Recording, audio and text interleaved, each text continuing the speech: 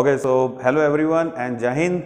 So we are back again with one more of our segment और आज मैं आप सबके सामने लेके आया हूँ सर लिसनिंग वीडियोस।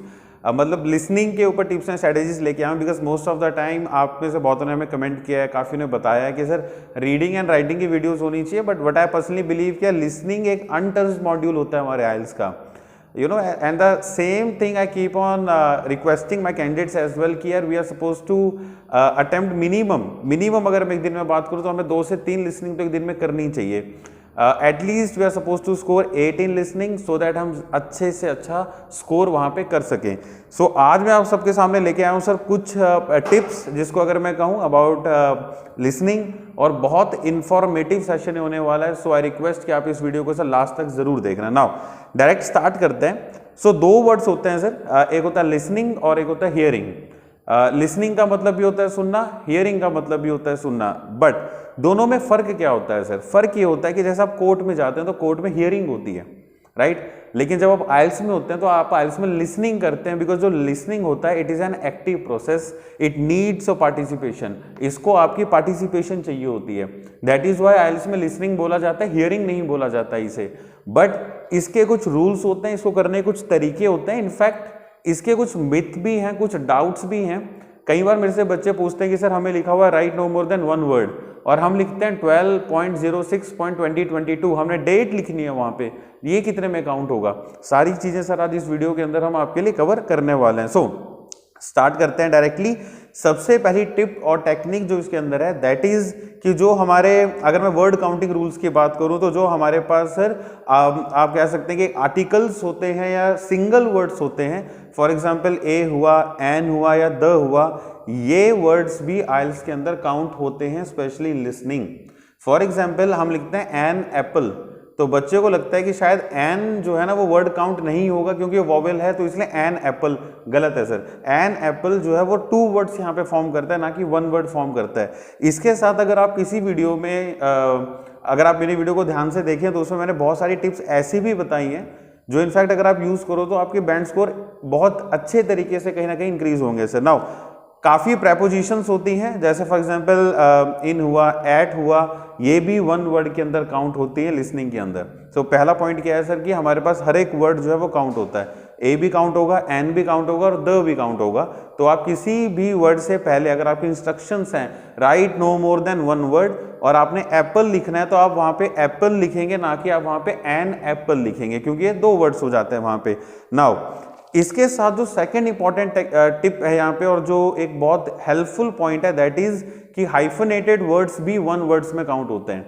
आपको मैं इसको बड़े आराम से समझाता हूँ सर, हाइफनेटेड वर्ड्स क्या किसको कहते हैं? Hyphenated words are those words जिनके बीच में ना एक हाइफन होता है। फॉर एग्जाम्पल आप बोलते हैं 21, राइट, सो TWENTY -ONE, अगर बीच में डैश लगा है तो हाइफनेटेड वर्ड्स 1 वर्ड में काउंट होते हैं।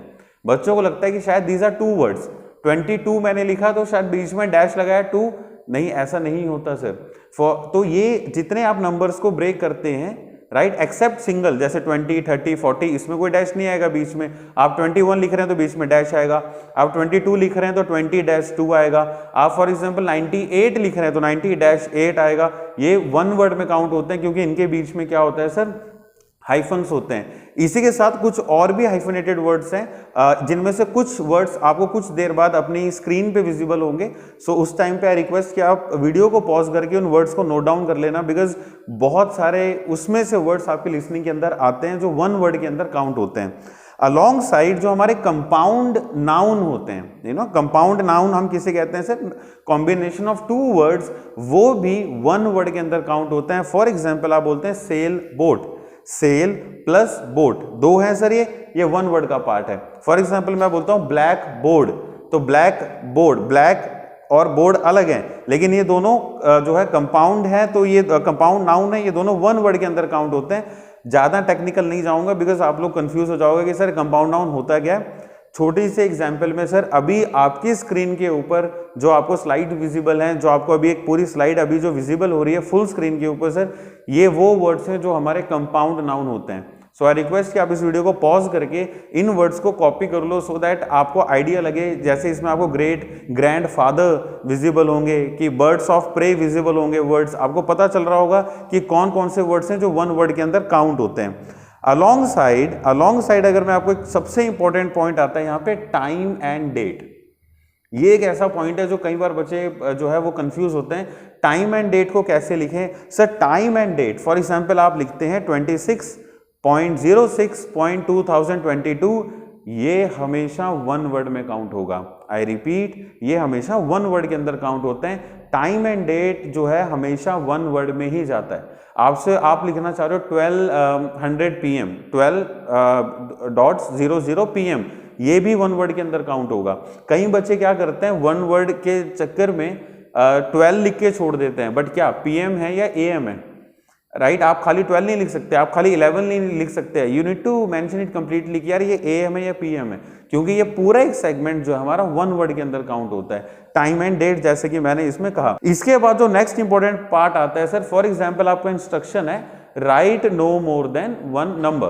ध्यान देंगे सर आप, मैंने क्या बोला, write no more than one number, और आंसर आया 25%, तो आपने लिखा 25 और आपने परसेंट का साइन बना दिया। जब भी आप किसी चीज का साइन बनाएंगे वो वन वर्ड में काउंट होगा, राइट? क्योंकि वो साइन है, सिंबल है वो उसका, यानी 25 और आपने लिखा परसेंट का साइन, ये वन वर्ड में काउंट होता है। लेकिन अगर आपने इसको लिख दिया 25 PERCENT, अब आपने सर वन वर्ड और वन नंबर के सेगमेंट में आप चले गए, अब आपका आंसर यहां पे गलत हो जाएगा। काफी बच्चे होते हैं एग्जाम में अच्छा करने के बाद मुझे बोलते हैं सर लिसनिंग बहुत अच्छी हुई थी, स्कोर क्यों नहीं आया? स्कोर माय डियर इसलिए नहीं आया क्योंकि आप वर्ड काउंटिंग को वह नहीं समझ पाए, आपने इंस्ट्रक्शंस को ध्यान से नहीं पढ़ा। इंस्ट्रक्शन था write no more than one number लिखना है, तो 25% था तो 25% का साइन बना के छोड़ना है वहां पे। लेकिन बच्चे क्या करते हैं 25 PERCENT, तो आपने एक नंबर लिख दिया, एक आपने वर्ड लिख दिया, आपका आंसर ऑटोमेटिकली गलत हो जाता है। यहाँ पे अलोंग साइड आप जब ध्यान से इंस्ट्रक्शंस को देखें तो वहां लिखा होता है write no more than one word. अगर ऊपर लिखा है write no more than one word तो आप 25 को TWENTY ऐसे लिखेंगे, लेकिन अगर लिखा हुआ है write no more than one number तो आप 25 लिखेंगे। आपको इंस्ट्रक्शंस को देखना बहुत जरूरी है ध्यान से। When it comes to IELTS listening हम इंस्ट्रक्शंस ही नहीं देखते। ऊपर लिखा होता है नंबर, आप लिख रहे होते हैं वर्ड, ऊपर लिखा होता है वर्ड, आप लिख रहे होते हैं सर नंबर, कैसे स्कोर आ जाएगा? हम स्टार्टिंग से ही गलती करनी शुरू कर देते हैं। सो ये आपको चीजें ध्यान रखनी है when it comes to IELTS listening, यार मैंने वहां पे वन वर्ड कैसे काउंट होता है। सिमिलरली मैंने कहा आपको टाइम एंड डेट जो है वो यहाँ पे हमेशा वन वर्ड में जाता है। 25% आप लिख रहे हैं, 25% साइन बनाया तो ये वन वर्ड है, लेकिन अगर आपने 25 PERCENT लिख दिया तो ये वन वर्ड वन नंबर बन जाता है। मैं आपको इस सेगमेंट पे इतना एम्फोसाइज क्यों कर रहा हूँ, बिकॉज हमारे फर्स्ट सेकंड पार्ट जो होते हैं वो यही होते हैं, वन वर्ड, और ये एक ऐसा सेगमेंट होता है जहां से हम अफोर्ड नहीं कर सकते कि हमारा एक भी नंबर कट हो, हमारे एक भी बैंड लूज हो। So it is highly important my dear कि आप वहां पे ध्यान रखें कि वन वर्ड कैसे काउंट होता है और वन नंबर कैसे काउंट होता है। Now when it comes to common problems जो बच्चे फेस करते हैं आइल्स के अंदर, वो होता है कि सर हम आंसर को ना ध्यान से पकड़ नहीं पाए, हम आंसर को ध्यान से सुन नहीं पाए, हमें ऐसे लगा कि उसने सारे ऑप्शंस की बात कर दी। ऐसा नहीं होता सर, बिकॉज जिसको आप सुन रहे हो, जो वहां पे स्पीकर है, he keeps on changing the statement. मैं आपको एक छोटा सा एग्जांपल देता हूँ। मान लो वहां पे लिसनिंग चल रही है और वहां पे एक स्टेटमेंट आते हैं कि is it okay to meet at 7, is it okay to meet at 7 PM। वहां से बंदा बोलता है well yes I am quite fine with this particular timing. Now यहां तक तो आपने ऑडियो सुनी, तो आप आंसर में लिख देंगे 7, बट वो क्या करता है, अब वो यहाँ पे चेंज करता है, बोलता है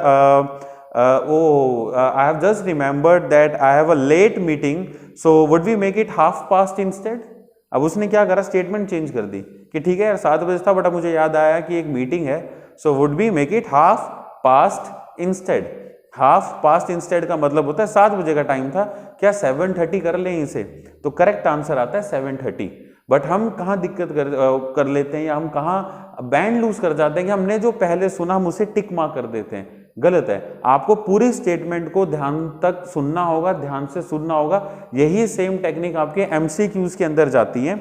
कैसे जाती हैं, कुछ वर्ड इंडिकेटर्स होते हैं जो अभी आपके स्क्रीन पे आपको विजिबल होंगे। सर वर्ड इंडिकेटर्स होते हैं like however, but, whereas, while, then, finally. ये वर्ड्स ऐसे होते हैं जो आपके पूरा एक लिसनिंग का सेंस चेंज कर देते हैं, और यही वर्ड्स वो होते हैं जो रीडिंग में भी आपका सेंस चेंज कर देते हैं।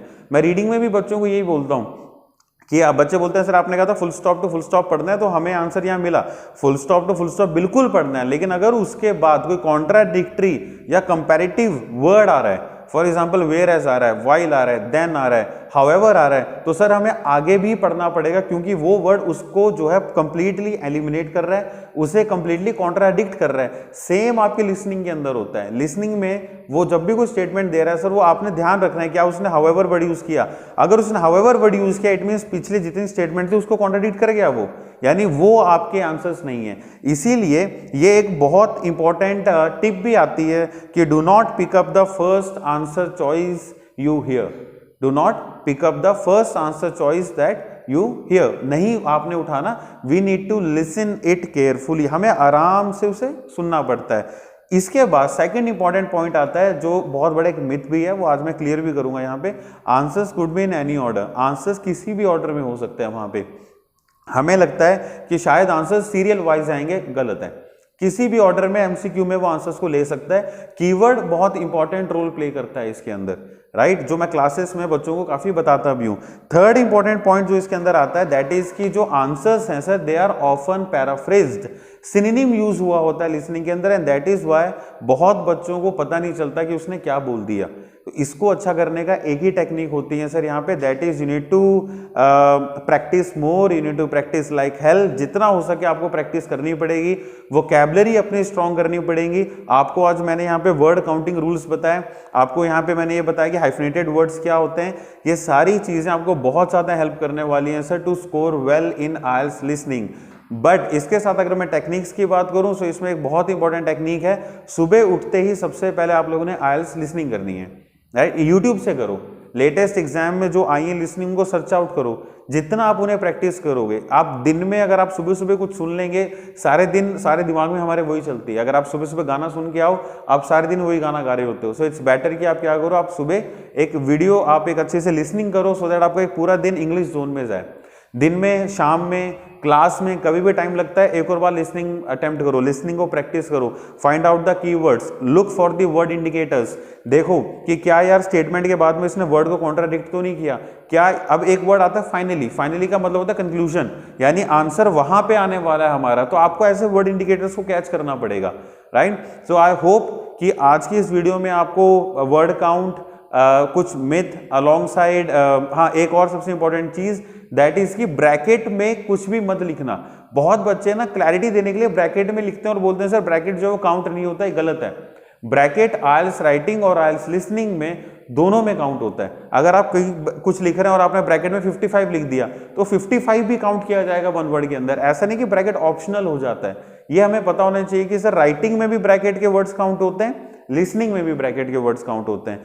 सो आई होप कि इस वीडियो के अंदर आपको पता चला होगा कि वर्ड काउंट कैसे होते हैं, हाइफनेटेड वर्ड्स किसे कहते हैं, वर्ड इंडिकेटर्स किसे कहते हैं, और हम अपनी लिसनिंग को कैसे और अच्छा कर सकते हैं। इसी से रिलेटेड अगर आपको कभी भी किसी भी मॉड्यूल में इश्यू है, माय डियर, आपको लगता है कि मेरे को इस पे वीडियो चाहिए, please right it in the comment section, let us know, so that हम उसके ऊपर आपके लिए बेस्ट ऑफ बेस्ट वीडियोस लेके आ सकें। And last but not the least, बहुत जल्दी हम अपनी ऐप लॉन्च करने वाले हैं। सो आई रिक्वेस्ट कि आप सब हमारे साथ जो है कनेक्टेड रहना उस प्लेटफॉर्म के ऊपर। And once it will be out तो उसके अंदर हम बहुत अच्छे प्रोग्राम्स आप सबके लिए इंट्रोड्यूस करने वाले हैं। So thank you very much. और अब मिलेंगे हम आपको नेक्स्ट वीडियो के अंदर, जिसमें हम स्पीकिंग से related how to elaborate the ideas इस वाले टॉपिक को डिस्कस करने वाले हैं। So thank you and have a good day.